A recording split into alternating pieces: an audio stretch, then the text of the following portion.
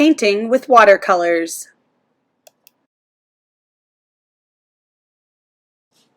Supplies and substitutions. Everyone has materials they can paint with at home. Hello artists! Today we will learn how to paint with watercolor paints. We will be creating an image that looks a little something like this. To create this painting, you will be using materials that were provided in your supply kit sent home earlier in the year. After I go through this brief list of materials, I will provide a list of substitutions if you cannot find or did not receive some of these materials for any reason. Your art supply kit contained a watercolor paint set with a paintbrush inside, an extra paintbrush, several sheets of thicker watercolor painting paper, a sketchbook. In addition, you will need to provide a pencil, black crayon, a white crayon, and a bowl or cup of water. You can use empty containers from your recycling bin as your water bowl. I like to use empty yogurt cups that I have washed out. You may also want a little bit of a paper towel nearby to catch any water. If you did not receive or cannot find some of these materials, I'd like to walk you through some easy substitutions. If you cannot find your thicker watercolor paper, or perhaps have already used it in other artworks, you may paint inside your sketchbook like I've done here. I recommend after the drawing stage that you put a paper towel behind your paper before you add any paint. This will help soak up extra water and protect the other pages in your sketchbook from getting wet so that they are still usable for art making in the future. Other options include cutting up a grocery bag and painting on this surface. You can also cut open an empty cereal box and paint on the back side. In this case, I used an empty cardboard box and painted my artwork on a side of that box. If you cannot locate your watercolor paints, you will be doing this activity using washable markers. It's important that the markers be washable because we will activate them with water from the water bowl. If you cannot locate your paintbrush, you may use the tip of your finger or some Q-tips to help spread the color around. Pause this video and take a moment to gather your materials. Press play when you are ready to begin. Step 1. Create your design. For our skill builder today, we are going to paint a picture of the Aurora Borealis. The Aurora Borealis is a natural phenomenon that occurs at the Earth's North Pole. Sunlight particles interact with the Earth's electromagnetic field, resulting in a dazzling display of beautiful colors and patterns in the nighttime sky.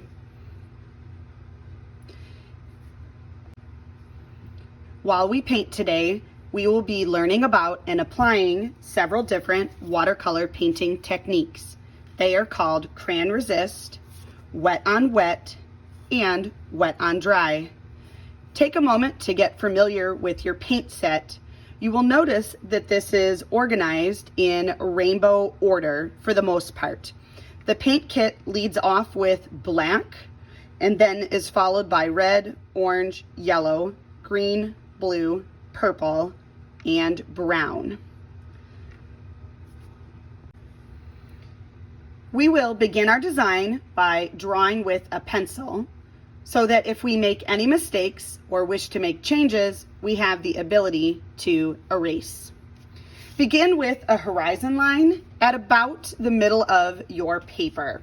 The horizon line is a straight line that separates the ground from the sky. Then you'll create a series of imaginary mountains or hills. You can use a smooth, curvy line, or you can wiggle it a little bit so that your mountains or hills look icy, rocky, or smooth, depending on your preference.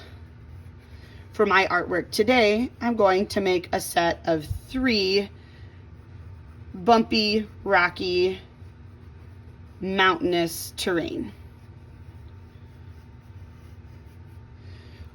When you have finished your drawing, you will prepare for the crayon resist step. Crayon resist works by drawing or outlining things with crayon, then painting over the surface.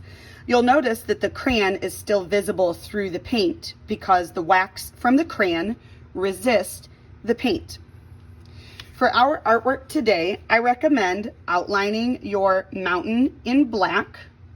Then you could choose to use the white crayon to add waves in the ocean as well as starlight in the sky. Pause the video and take a moment to draw your imaginary landscape. Outline the hills or mountains with a black crayon, and then use a white crayon to add starlight and ocean waves. Begin the video again when you have completed this step. Step 2, paint the sky. After you have completed outlining your design with a black and white crayon, check that you have pressed hard with the crayon.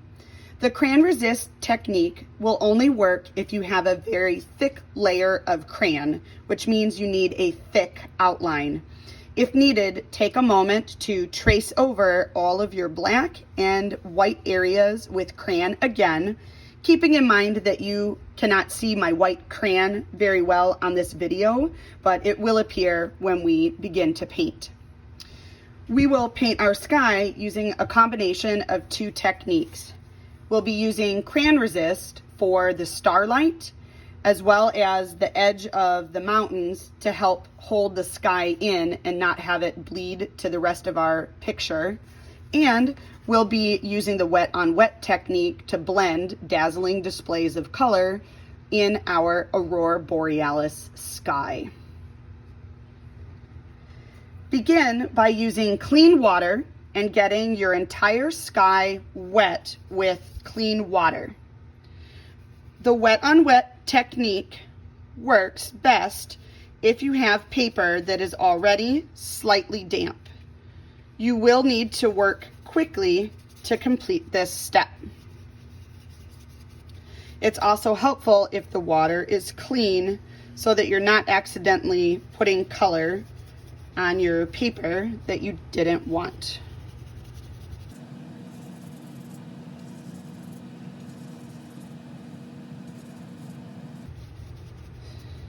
Now it's time to activate my paint color by using a wet paintbrush, putting a little bit of puddle of water on top of the color I wish to use, and then rolling my paintbrush in here until I see pigment appearing on the brush. When I'm ready, I can start to add this into the sky. I recommend that you work in vertical strokes if you want it to look like the real aurora borealis. I can custom mix colors by combining them in my tray. Let's see. So I'm activating a new color and rolling my brush in it. This one is purple. I'll be mixing that with the red to get a red violet to add to my picture.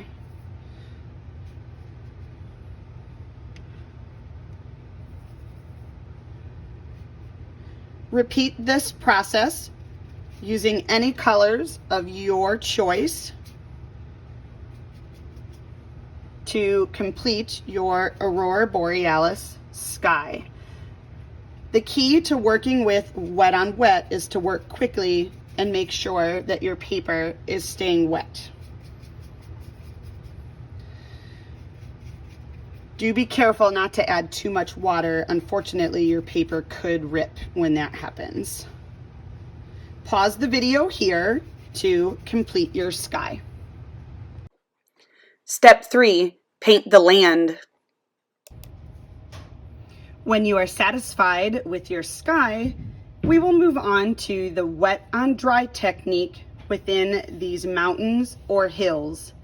Wet on dry means that we will apply wet paint to dry paper. This technique gives you the most control over the paint, and you are able to create intense color as well as sharp and crisp edges, unlike the wet on wet technique where the color bleeds out because the wet paint has met the wet edges of another color or the wet paper itself. So for wet on dry, I need to choose my color palette for these mountains or hills, and I'm going to use something called atmospheric perspective. Atmospheric perspective means that the mountain or hill closest to you will be the most intense color. Then you can water that color down with water and it will gradually get lighter and lightest the further away from you it is. I'm going to create a custom color for my mountains by mixing together some green,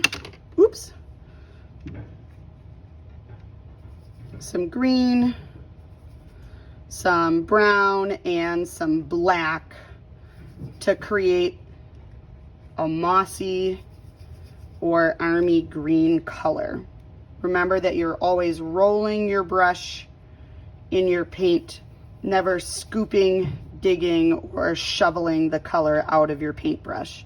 Just activate it with water and roll your brush. When you're satisfied with the color that you have created, you'll fill in the mountain closest to you. The black crayon outline will act as a barrier to help keep your paint inside this shape. So as you paint, you're going to pull the brush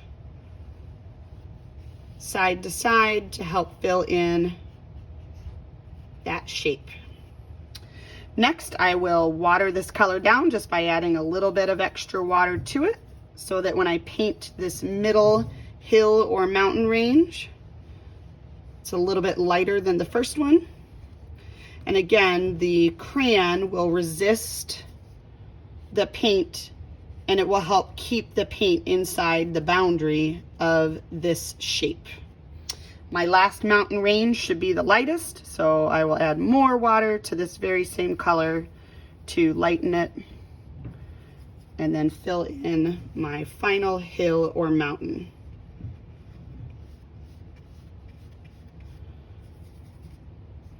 Pause the video so that you can complete this step in your own painting.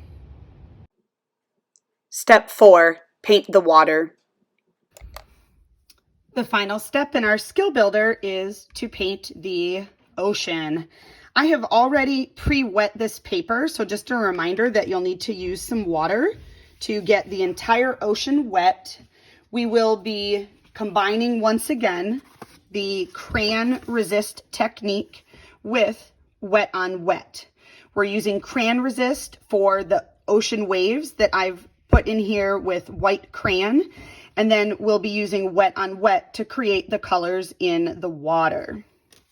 I can choose to use paint right out of my paint palette, or I can custom mix them in the lid. This time I'm going to roll my brush into some blues as well as some greens to get a kind of turquoise color for my ocean water. The sky we painted using vertical brush strokes. I recommend that you use horizontal brush strokes for the ocean to make it look more like water, which would be laying horizontal in our eye view. Keep areas of this paper wet so that you can mix and blend color directly on the paper. Those wet edges will bleed together. Again, choose any color combination that you think will look good in your ocean and work quickly so that your paper stays wet and your colors can bleed together. You may stop the video here and complete your painting. When your painting is done, don't forget to take a picture and share it on Seesaw, as well as to clean up your materials at home. Thanks for painting with me today. Don't forget to post your skill builder on Seesaw and move on to independent practice.